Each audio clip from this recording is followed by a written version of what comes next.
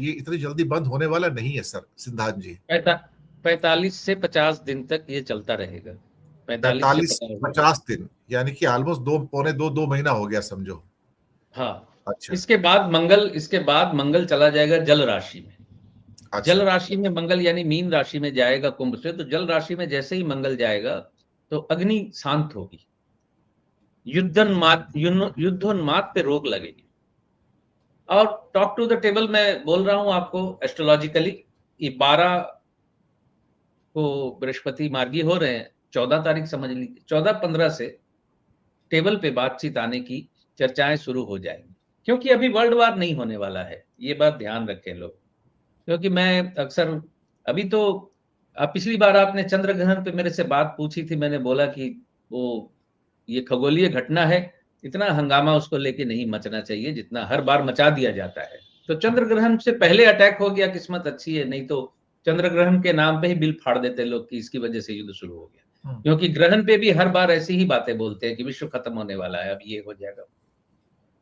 उसको तकनीकी रूप से, ज्योतिषीय तकनीकी रूप से उसकी व्याख्या करनी बड़ी जरूरी है, जो कि छोटी सी मैंने करने की कोशिश की थी कि ये खगोलीय घटना है चंद्र ग्रहण की, और अपने अपने हिसाब से उसका असर पड़ता है। क्योंकि ये भी एक प्रकार का गोचर है, समझ लीजिए। गोचर में तेज बारिश होती है तो मैं अक्सर ये उदाहरण देता हूं कि भाई मजबूत मकान वाले चाय पकौड़ी खाते हैं, गरीब अपने घर का पानी उठा उठा के बाहर फेंक रहे होते हैं, उनके घर में चूल्हा भी नहीं जलता। तो ये स्थिति गोचर की तरह बनती है चंद्र ग्रहण की भी। तो ये अभी जो ग्रहीय स्थिति है, कम से कम 15-16 तारीख तक बहुत तनाव बना रहेगा, और सूर्य राशि चेंज करेंगे 15-16 तक, मीन राशि में चले जाएंगे, एक आग का गोला मीन राशि में जाएगा, और उसके 20-30 दिन बाद मंगल भी जल राशि में जाएगा। तो वहां आते आते कुछ लगभग शांति होने लगेगी, क्योंकि ये लड़ाई अभी बहुत बड़े स्केल पे होगी नहीं, हो जाएगी अगर रूस और चाइना सीधे कूद गए तो मुझे नहीं लगता वो अभी सीधे कूदने वाले हैं। वर्स्ट स्थिति बनेगी, और उस वर्स्ट स्थिति को कैलकुलेट करने के लिए 15 दिन चाहिए मुझे। 15 दिन मतलब ऐसा नहीं कि 15 दिन बाद मैं आपको बताऊंगा।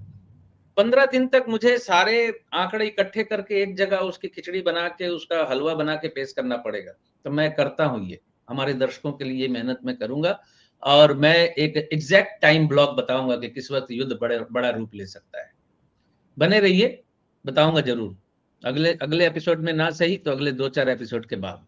क्योंकि मैंने पहले कह दिया कि उसमें समय लगेगा, क्योंकि उस वक्त का गोचर, दशाएं, अंतरदशाएं, विभिन्न कुछ देशों की दशा, अंतरदशा, ट्रांजिट इत्यादि सबको मेरे को कैलकुलेट पे लेना पड़ेगा, तो वो समय लगेगा। ये बताओ। तो अभी ये युद्ध 40-45 दिन 50 दिन चलेगा, ये रुकने 50 वाला नहीं है अभी इस समय। नहीं नहीं। और ईरान की तो वैसे भी पुरानी इजराइल के साथ लगी हुई है, पुरानी दुश्मनी उनके साथ, तो जूस के साथ में, तो वो तो खत्म होने वाली है नहीं एक्चुअली देखा जाए तो। यहां से एक प्रश्न थोड़ा इसी संदर्भ में मैं आपसे और पूछ लेता हूं। ये बड़ा रेयरेस्ट ऑफ रेयर होता है कि मतलब एक अमेरिका और इजराइल एक साथ आके एक मुल्क पे अटैक करें, लेकिन सब लोग फातिया पढ़ रहे हैं ईरान का कि ये तो बकरी का बच्चा है, इनको तो चबा के खा जाएगा अमेरिका और वो। लेकिन सब पर्शियन हिस्ट्री जो 5000 साल की है, वो ये कहती है कि जंग जो होती है ना, बारूद से नहीं जीती जाती, जज्बे से जीती जाती है। रशिया 10 साल के बाद इसका पड़ोसी देश अफगानिस्तान हार के वहां से चला गया। वहां से अमेरिका 20 साल अफगानिस्तान से हार के चला गया, कुछ नहीं कर पाया, भागा वहां से, दोनों भागे। वियतनाम को भी चबा के खा जाएंगे सोचा था इन्होंने, छोटे से देश को। तो ईरानियन का जो जज्बा है ना, वो उतना ही अच्छा है जैसा कि अफगान लोगों का है, तो उतने ही मतलब टफ है वो सारे के सारे देखा जाए, और वो हार नहीं मानते। और ईरान 16 लाख स्क्वायर किलोमीटर का इलाका है, 10 करोड़ की आबादी है, 6 लाख की एक्टिव आर्मी है, 4 लाख का रिजर्विस्ट है, 10 लाख की आर्मी हो जाती है। और जब जब चाहे नए और जितने मर्जी भर्ती कर लें, तो जब तक लैंड आर्मी नहीं आएगी, फौज नहीं आएगी जमीन पर, तो मिसाइलों के बेस पे तो आप ऊपर से किसी का मकान तोड़ सकते हो, किसी को मार सकते हो, आप तख्ता नहीं पलट कर सकते ना। अल्टीमेटली राज तो वही चलेगा ना फिर, जो आपकी मर्जी का नहीं। और आप अंदर घुसने को तैयार नहीं हो, क्योंकि अंदर घुसने के बाद तो फिर ताबूत तैयार होने शुरू हो जाते ना। वो तो रशिया ने भी देख लिया, 6.5 लाख मर गए रशिया के, 5 लाख यूक्रेन के मर गए। तो वो महाशक्ति जब सहन नहीं कर पाई तो ये कहां से करेगी? और वो लैंड में घुसना नहीं चाहता सर, ये दिक्कत है इनके साथ में। तो ये लैंड फाइट जो है, या अमेरिका और इजराइल कंबाइन करके भी रशिया अपना ईरान को बीट नहीं कर पा रहे हैं सर। मतलब उससे डर रहे हैं अंदर से कि अंदर कैसे घुसे, अंदर ऊपर से तो मार दिया लेकिन अंदर घुसेंगे कैसे, रिजीम चेंज कैसे होगा? मारने से रिजीम थोड़ी चेंज हो जाता है सर। ये इसके ऊपर एक टिप्पणी लूंगा और फिर मैं उसके बाद एक लास्ट प्रश्न में जाऊंगा।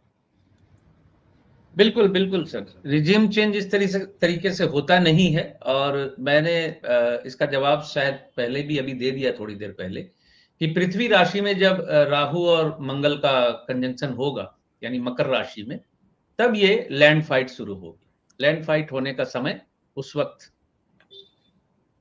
आने वाला है, तो उसमें अभी देर है। 27 मान लीजिए, 27-28 तक, 27-28 तक ये स्थिति मार्च नहीं, मार्च नहीं, वहां देखना होगा मंगल कब राहु को ज्वाइन कर रहा। तो मंगल भी तो अभी अभी कुंभ में है, तो मंगल भी लगभग 1 साल में तो आता नहीं है, लगभग 1.5 साल ऐसा ही उसका भी समय है, क्योंकि 45 दिन 50 दिन एक राशि में रहता है। तो सूर्य तो हर साल आ जाता है, मंगल नहीं आता है, तो उसका समय थोड़ा सा कैलकुलेट करना पड़ेगा। आप समझ ले 27 के लास्ट तक, 27 के लास्ट तक ये स्थिति बनेगी, तो लैंड फाइट होगी। और ये 50 दिन तक तो ये लड़ाई चलती रहेगी, लेकिन जैसी स्थिति एस्केलेट हो रही है, ये लड़ाई अभी खत्म नहीं होगी। लेकिन मैं फिर दोहरा दूं कि ये वर्ल्ड वार में तब्दील अभी नहीं होने वाली है, क्योंकि शुरुआती दौर में जो होना था हो गया, अब इक्वेशन बदलने लगी।